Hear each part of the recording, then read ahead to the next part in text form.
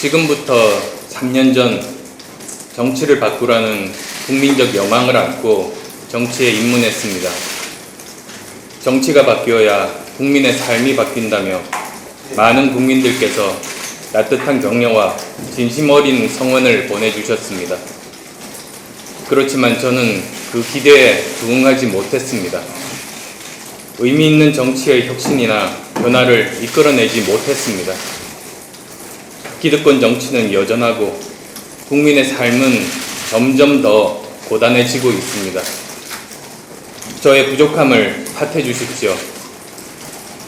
제 힘이, 제 능력이 그 벽을 넘어서기에는 부족했습니다. 저는 지금도 그때의 간절한 열망을 기억합니다. 새로운 정치, 좀 더 나은 세상, 좀 더 나은 정치를 바라는 국민의 여망은 여전히 저희 과제입니다. 제가 지금 본질적 혁신은 무엇인가에 관해 거듭 이야기하는 것은 바로 그 이유입니다. 힘들고 외로운 길을 가더라도 제가 왜 이 길을 시작했는지 잊지 않고 있습니다. 앞으로도 그럴 것입니다. 한국 사회의 최대의 위기는 바로 한국 정치의 부실에 있습니다. 민의를 왜곡하는 선거제도와 낙후된 정당 구조가 계속되고 있습니다.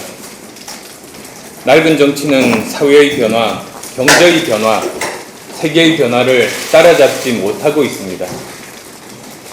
관료주의가 기업 위에 군림하고 국가 전략을 좌지우지하는 데는 다 이유가 있습니다.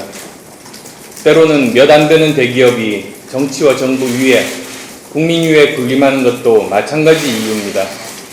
정치가 무능하고 정치가 부패하기 때문입니다. 부패한 정치로는 공직 부패와 사회 부조리를 바로잡을 수 없습니다. 한국 정치에 대한 국민의 평가는 바닥입니다. 냉소와 불신을 넘어서지 못하면 정치의 미래도 한국 사회의 미래도 없습니다. 이런 정치로는 국민 다수를 옥죄고 있는 저성장, 양극화, 비정규직, 청년 실업, 고령사회 문제를 해결을 기대하기는 어렵습니다. 정치권의 혁명적 변화 없이는 한국 사회의 위기를 해결할 수 없다. 이것이 제 결론입니다. 부실한 정치의 바탕에는 부실한 정당이 자리 잡고 있습니다. 부패 정치에는 부패 정당이 있었고, 낡은 정치 문화에는 당리당략이 있었습니다.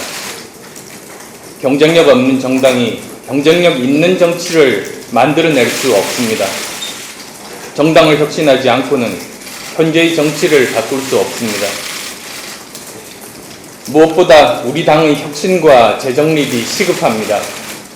부패하고 무능력한 여당이 선거에서 계속 승리하는 이유는 우리 당이 대안이 되지 못하기 때문입니다. 박근혜 정권에 실망한 국민의 마음을 담아내지 못하고 있기 때문입니다. 국민의 관심 밖으로 멀어져 가면서 정권 교체의 길도 멀어져 가고 있습니다.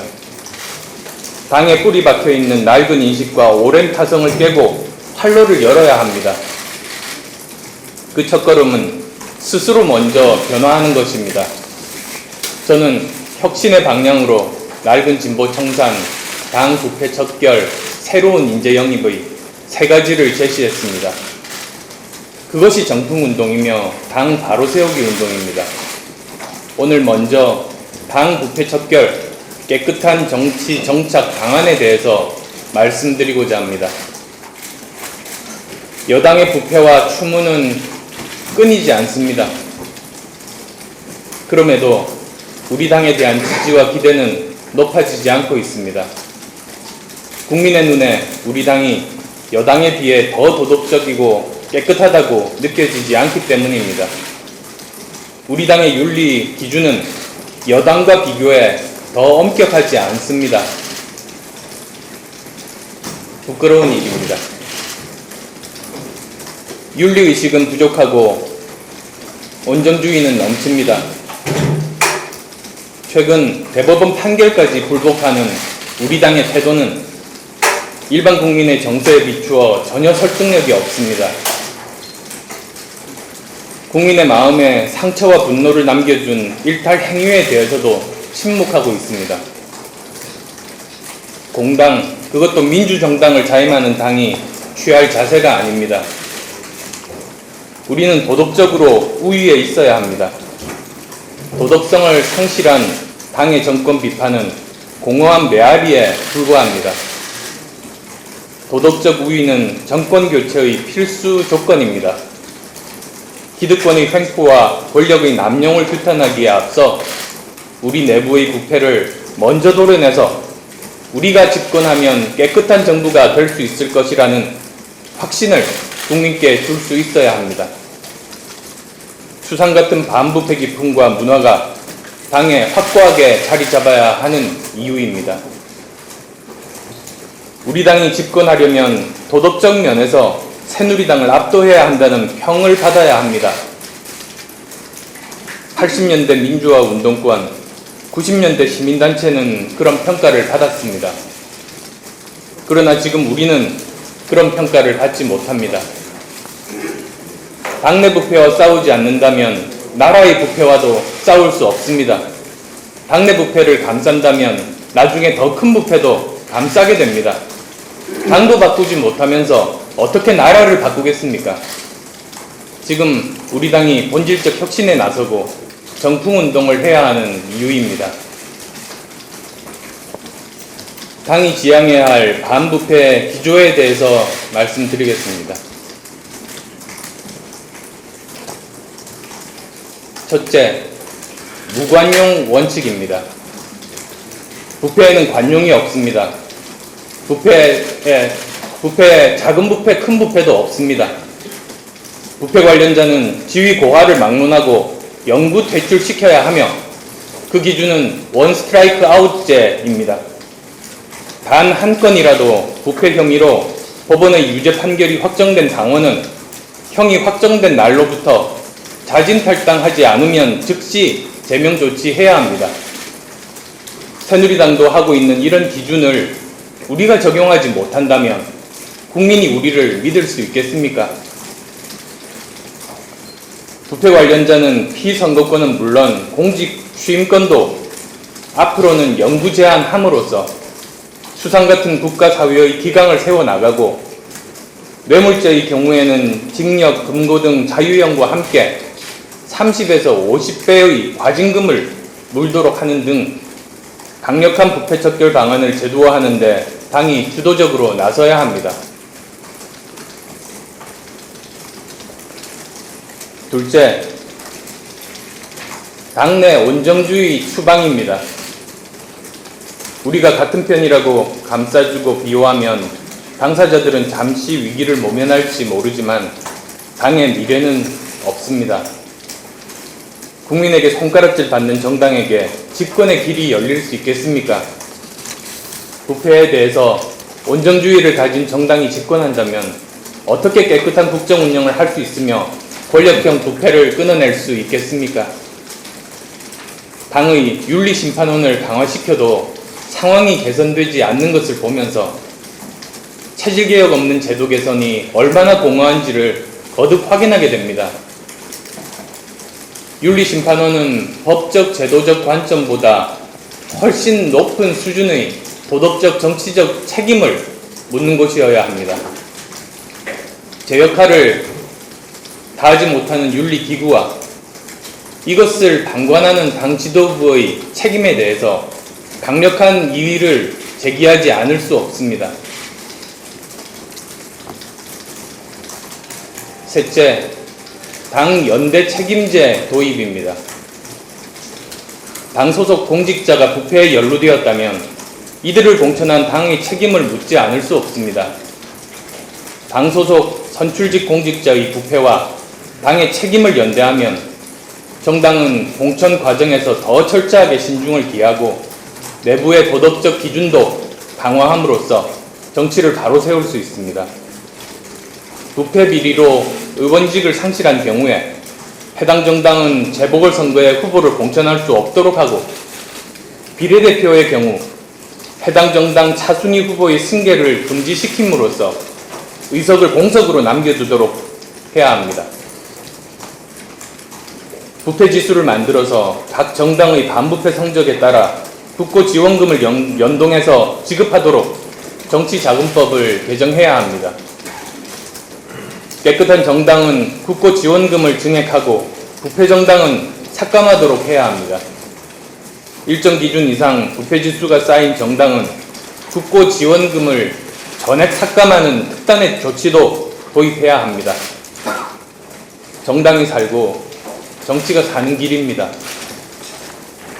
이상 말씀드린 반부패 기조 실천을 위해 당은 다음의 조치를 선제적으로 단행하고 추진해 줄 것을 요청합니다.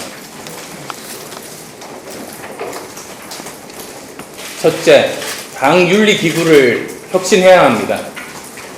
반부패 기구로 거듭나야 합니다.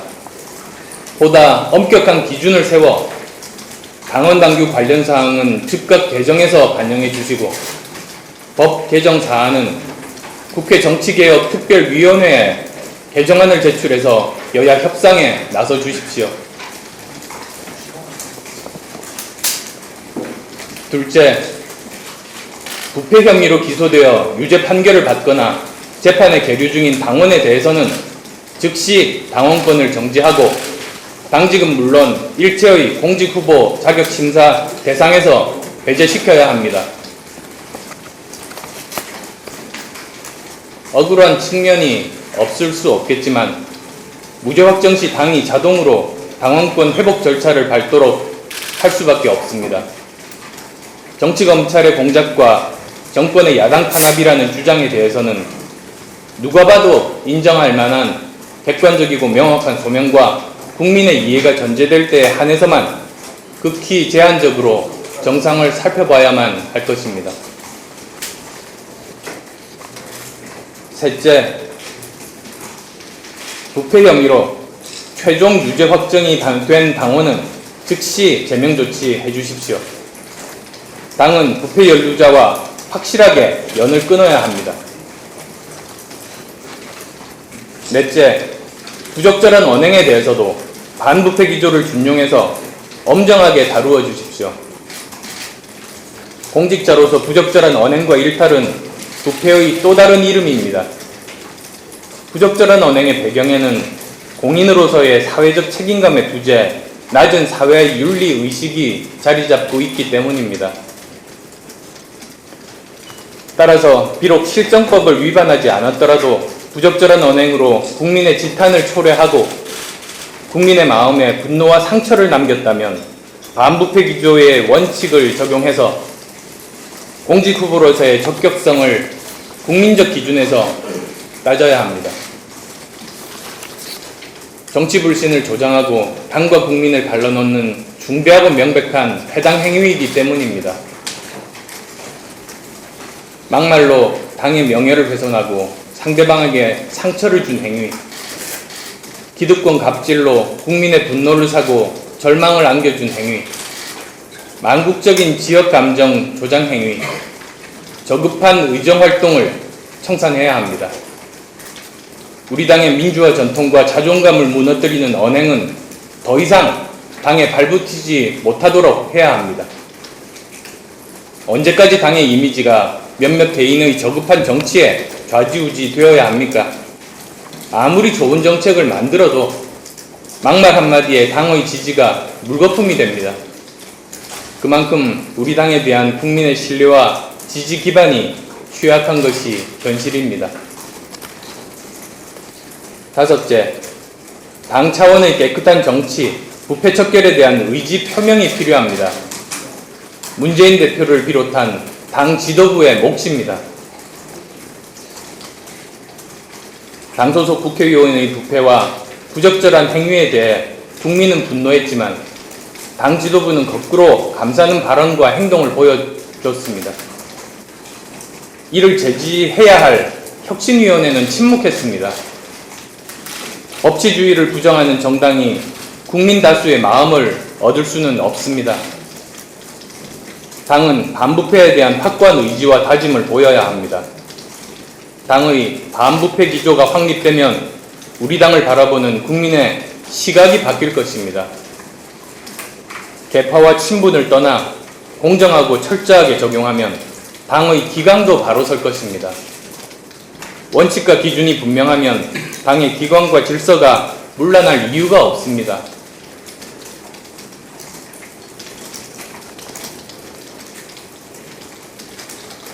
오늘 저의 부패척결 방안은 계파를 떠나 당내 많은 분들에게 비난과 비판을 받을 수 있습니다. 기꺼이 감수하겠습니다. 강력한 반부패 실천은 정치를 바꾸고 당을 살리는 길이라고 확신합니다. 고맙습니다.